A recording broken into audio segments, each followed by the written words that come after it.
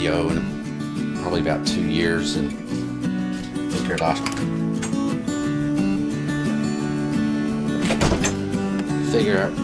I ought to do an update. Had the day off. Today's Memorial Day, and these are, can't see them very well.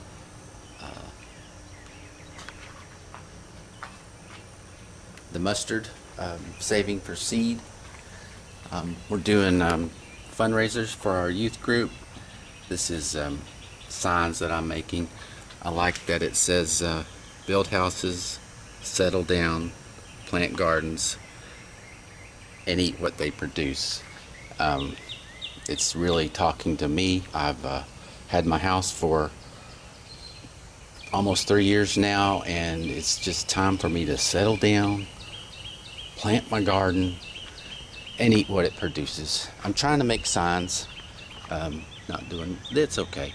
Every blade of grass has an angel that bends over it and whispers, grow, grow. Here's a hugel bed. This is mimicking what goes on in the forest. It has wood and leaves and rotting debris. More trials at signage. This is the main garden. Of course, there's lots going on out here. Here's the last of the snow peas. Over here is a multifunction area. This is strawberry plants. They are preventing the crabgrass from getting into the garden. They provide lots of strawberries, and it's a nice big old cover crop, and they stay green, I am 99% sure, all year, or even in the winter. Here's a fig tree. Long story about this 15, probably 18-year-old fig tree. There's a few figs on it. So pomegranate over here, it's really not doing well in this area. It gets too cold. It does produce some pomegranates. This area right here is another multifunctional area.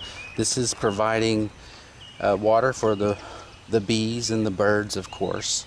The birds get in this, and they mess it all up and put a lot of fertilizer in it, and then when I water, this water just goes right out, and then it feeds this lemon balm. So it's giving water to the lemon balm, and I'm sure there's all kinds of nutrients in there too. I got yarrow planted everywhere. I love yarrow. It's an excellent insect attractor for the pollinating insects. There's black-eyed Susans everywhere. You can probably see a bee on it. I bought a packet of black-eyed Susans about 2.5 years ago.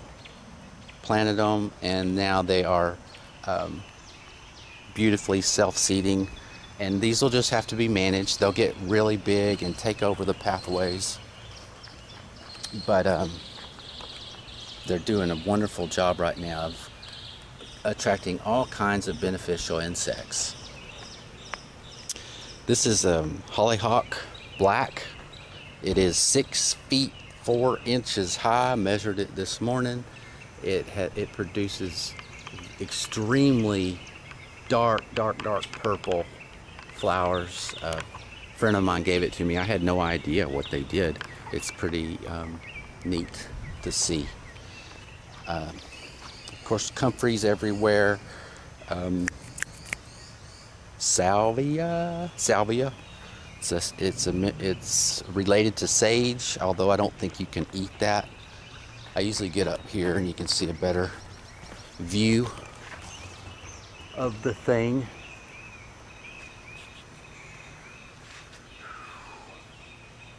Here's the tomato experiment. Tomatoes just went crazy last year. They just got so big and out of control. These are highly pruned, and trying to manage it in a different way and just seeing what happens. I've had so many tomato seedlings this year that I got to just experiment with all kinds of different ways of planting and trying to keep them irrigated in different ways. Here's pole beans. This is the third year I've done this in the same spot, and last year it produced a whole bunch, and if it does it again, I'll just keep planting pole beans here, but eventually I'll probably have to plant something else. Deep inside is 2 comfrey plants. There's 1 and there's 2, and this is feeding the pole beans. Cucumber just getting started, going up the trellis. This was the potatoes that did better than I've ever had, but of course still not a tremendous amount, but for me it was really cool. Lots of light. Adjust, please. My goodness gracious. Can you, oh, sorry, that was totally my fault. Cucumbers going up this. This is just what you do with your sticks that fall on the ground. You just keep, what this was is a big old pile. It stayed there about a year. Then I just pushed all the edges out, and underneath was wonderful worm castings. And then what it is just a raised bed that is just made with sticks that you would normally throw away, burn, or whatever. More strawberries, keeping the crabgrass from going into the garden. Here's cow peas over here. There's some more chard. This thing here, oh, this is my, wish I could capture it, but there's a bluebird living in there, raising a family. It's fun to build a birdhouse, but it's so cool whenever someone or a bird actually goes in it and makes a home. This thing here is designed to, I don't get to use it like I will, but like I would like, but you go down in it, you're closer, you can sit, and you can work, you're close to the soil. This bed here has, it's becoming established. It has all kinds of compost and worm castings underneath, and about a 2 or 3 inch layer of leaves on the top, and there's worms all in it right now. This is all worm castings that it's just doing on its own. Surely there's some worms in there. Might be already getting too hot. There's one. But it's moist in there. Although I have been watering, we're just definitely not getting the rain. Next 10 days it's going to be hot. They're even saying Wednesday 106. Basil, haven't planted any basil this year, and it's so great to see that it's just coming up on its own. And you know, when it starts just going crazy, it's okay to take stuff out. You just take it out and you put it in the compost and let it recycle. I have no room to grow corn, but I just had to grow corn, so I just wanted to get my look, just some corn, just to see it happening. If it makes corn, that's great. If not, it's just going to be a nice little edge to this little pathway. I have this pathway here going here, and it's just so my neighbors can come visit, feel welcome. And then there's the other entrance here, so people can come and go freely and feel welcome into the garden. That's what it's all about. More black-eyed Susans, and this plant will get taken out real soon.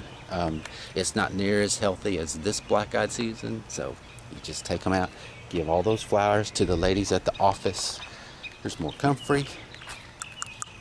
By the way, this fig, and I have it right there, fig, it's getting fed by that comfrey. Probably should have done. This fig here is getting fed by the comfrey. That's why it's there. It's a companion plant. There's all the dried up comfrey. I just chop it and drop it in there. Of course, I can talk all day about this stuff. Anyway, yeah, we're done. I could just keep going. Thank you. Of course, I had something else I wanted to say. Here's another something I'd like to say. Cats really do help you learn how to relax.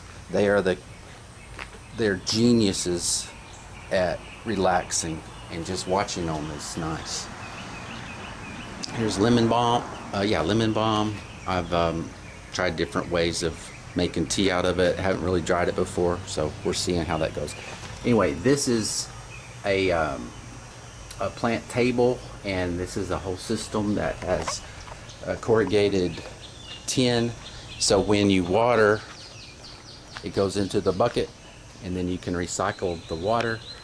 A couple of reasons. One is I save as much rainwater as I can, and when I watered on a regular table, it just it goes right onto the ground, and this way I'm saving the precious rainwater. Another thing that happens when you water, these pots have all kinds of organic fertilizer in it and compost, and so when you water, it just leaches out and it goes into the ground, dries up. Well, this way you save it.